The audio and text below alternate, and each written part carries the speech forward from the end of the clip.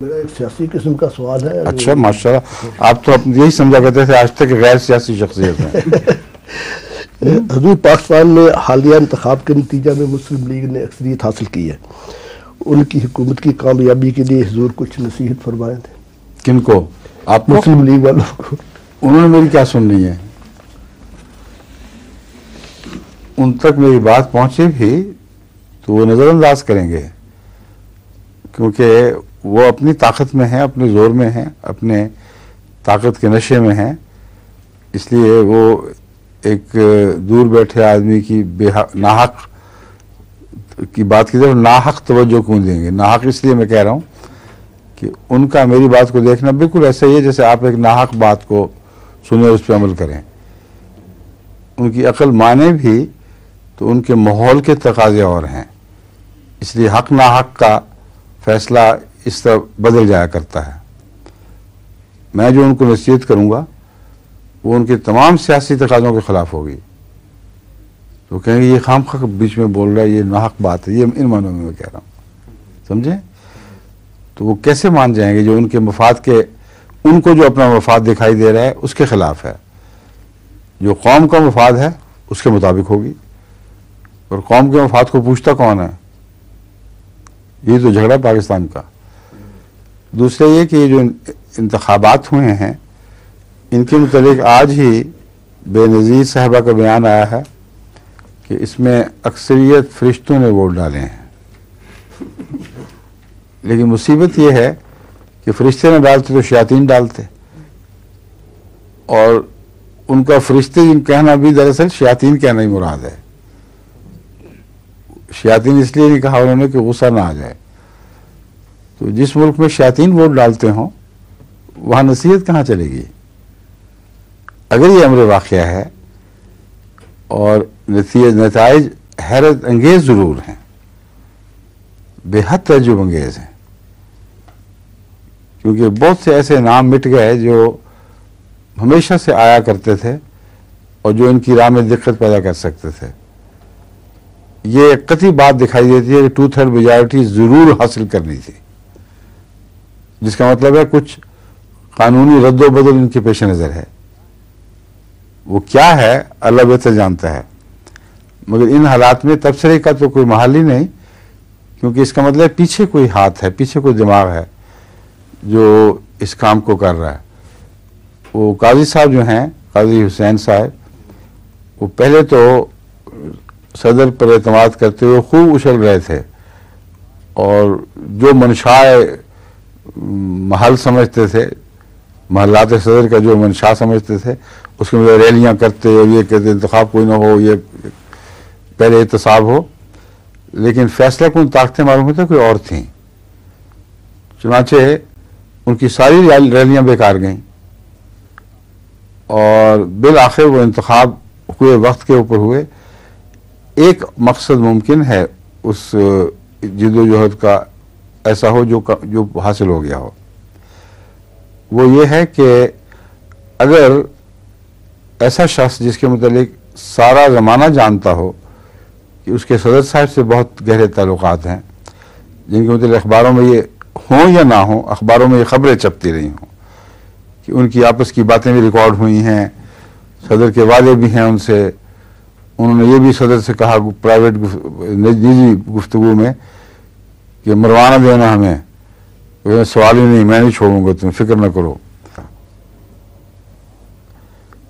फिर वो आवाज़ जो थी, जो असर डाल रही थी, उसके बरक्स चीज़ दिखाई दी। उस आवाज़ से ये तासुर पैदा होता था कि सदर नहीं चाहते कि इंतखाबात हों, वो आवाम की राय आमा को ये तैयार कर रहे हैं इस बात के लिए कि इंतखाब बग़ैर एहतसाब के मुमकिन नहीं है। इसलिए ये साहब लगे हुए थे इस काम पर। लेकिन एक ये तो नाकाम हुई बात, और बड़ी कतियत के साथ सदर के महल ने इनकार किया कि ना हमारा ताल्लुक, हमें इंतखाब ज़रूर करवाने हैं। लेकिन उस वक्त किया जबकि बाकी पार्टियों के लिए ताख़ीर हो चुकी थी इस बात में। अगर शुरू से पार्टियां ये तासुर लेकर बैठी हों कि ये साहब सदर की आवाज़ हैं, तो हरगिज बैद नहीं कि उनके इंतखाब की तैयारियां उस वजह से मुतासर हो जाएं। वो कहें तमाशा है, खेल है, कुछ भी नहीं होना, और वो कुछ भी न होने के ख्याल से बैठी रहें। जब ऐलान हो तो इतना थोड़ा वक्त रह जाए कि फिर उनके लिए वो तैयारी मुमकिन न रही हो। ये चीज़ तो बड़ी वाज़ेह दिखाई दी है, वाक़अतन ऐसा हुआ है। बहुत सी पार्टियां ऐसी थीं जो इस उम्मीद पर, इस आवाज़ के नतीजे में, इस उम्मीद पर कि ये तो खामखा की एक नूरा कुश्ती हो रही है, तमाशे हो रहे हैं, होना हमारा कुछ नहीं, आराम से बैठी रही होंगी।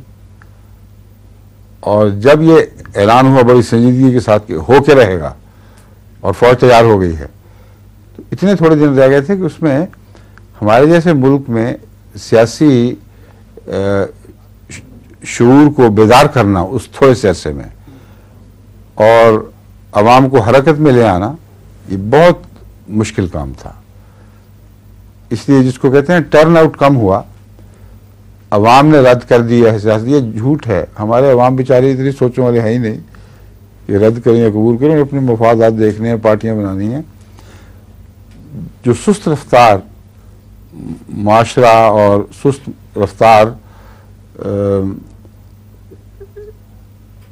कौम, इन मानों में कि वो अब ज़माने से कुछ पीछे रह गई है, ऐसी कौम जिसकी पक्की सड़कों पर तेज रफ्तार कारें भी चलती हैं और गड्ढे भी चलते हैं, और घोड़ा गाड़ियां यानी टांगे तो हैं ही, गधा गाड़ियां भी लंबे लंबे बांस डाले हुए रात को भी बड़ा रोशनी की चलती हैं।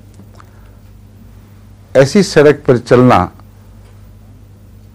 जिन्होंने कार चलाई हो, मैं चलाता रहूँगा, मुझे पता है कि कितना मुश्किल काम है और कितना पहले हमें हॉर्न बजाना पड़ता था या रोशनियों की वॉर जलाकर उनको बताना पड़ता था कि अब आ रहे हैं, हट जाओ हट जाओ हट जाओ। वाह, दूर से भी नजर आ रहे हैं, उनको आवाज़ शायद पहुंचती भी ना हो तो लोग हॉर्न बजाना शुरू कर देते हैं। उनके हटते हटते वक्त लगता है। एक गधा गाड़ी ने अपने पहलू बदलना है और फिर एक बैल ने अपना रास्ता बदलना है, आसान काम नहीं। तो ये चीज़ें अगर से जानवरों से ताल्लुक़ रखती हैं, मगर कौम के मिजाज से भी ताल्लुक़ रखती हैं। कौम सुस्त रो है, उसको आदत नहीं तेज रद्द अमल दिखाए, और देहात में ख़ास तौर पर, शहरों में तो हो जाता है रद्द अमल, लेकिन देहात में इस सारे अवाम और नास को, जिनको उर्दू में काला नाम भी कहते हैं, अवाम काला नाम, उन बेचारों को तैयार करना कोई आसान काम नहीं है। उसके लिए मुहिम चलानी पड़ती है, आंधियाँ लानी पड़ती हैं, एक हंगामा बर्पा होता है, साइक्लोन्स चलते हैं, तब जाकर वो अवाम उठ खड़े होते हैं और बाहर निकलते हैं। मेरे ख्याल में उसकी कमी है। इस पहलू से अगर ये बात दुरुस्त है तो या इत्तफाकन हुआ है कि उनकी बात नहीं मानी अवाम ने और लोगों ने, यानी हुकूमत ने, ये उनको कहा ही नहीं था, अपनी तरफ से लगे हुए थे, या गहरा मकसद ये था कि सियासी शऊर को बेदार होने का मौका न दिया जाए और इस अरसे में जो कुछ हमने करवाना करवा लें।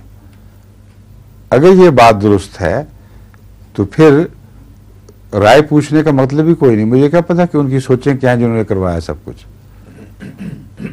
वो सदर से बाला हस्तियां हैं। अब वही काजी साहब बड़ी चालाकी के साथ आज एक बात कर गए हैं।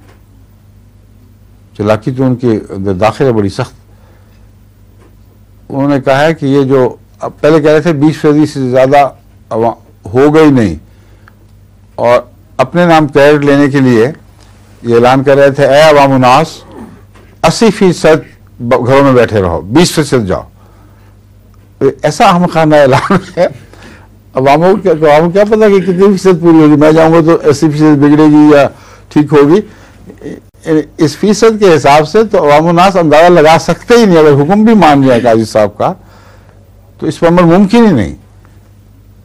जब बाद में हुकूमत की तरफ से शुरू में ऐलान हुए कि वोट करीबन 20% पड़े हैं, उस वक्त बात की समझ आई कि काजी साहब का वास्ता किसी फैसला कुन दिमाग से जरूर था।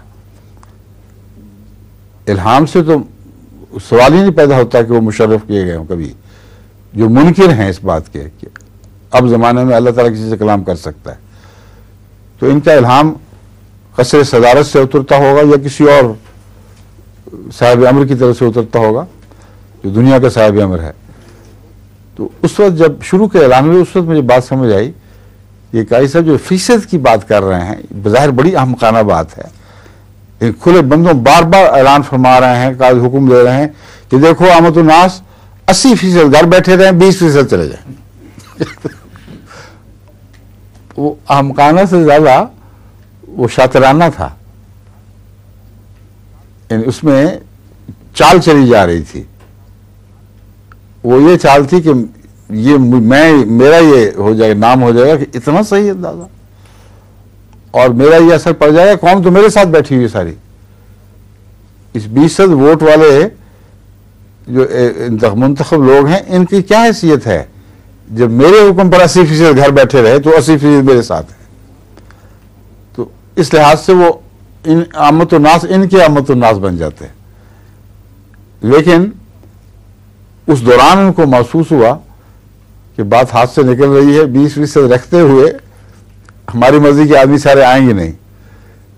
चुनांचे वहां जो जादूगरी के वोट निकले उसकी तरफ इशारा किए बेनज़ीर ने कि वो फरिश्तों ने वोट डाले हैं। एक चट्टा साहब का बयान था कि एक मैं जानता हूं एक जगह कुल वोट 600 थे और पर्चियों में से 1000 निकले। तो ये जो तमाशे होते हैं ये बहुत गहरी बात है, और इन्होंने आज वो बात अपनी चालाकी से यूं बयान की है कि ये जो इतने फीसद इनको वोट मिले और इतने फीसद हो गए हैं, ये करामत है।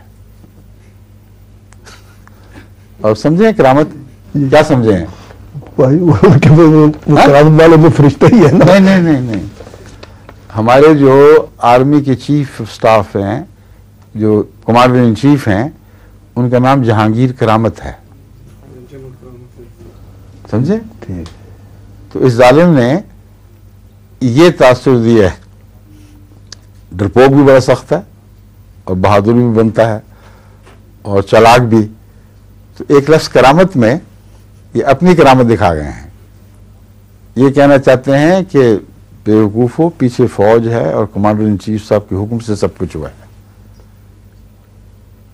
जुर्रत से इल्ज़ाम नहीं लगा सकते। पहले सदर की तरफ देखते रहे, सदर की नुमाइंदगी करते रहे, बाद में इन्होंने ख्याल किया है कि उलट पुलट हो गई, पीछे कोई और था और उस पिछले का नाम लेते हुए डरते थे, इसलिए ये फरमा दिया कि ये जो वाक़या हुआ ये करामत है। समझ गए आप? तो जहाँ करामतें हो रही हैं मैं क्या कहूँ, मैं आपको क्या बता सकता हूँ कि क्या होगा। ये जानता हूँ कि एक करामत हकीकी भी है जो ऊपर से उतरती है, उसके सामने सारी करामतें दुनिया की बर्बाद हो जाया करती हैं, कोई हैसियत नहीं रखती।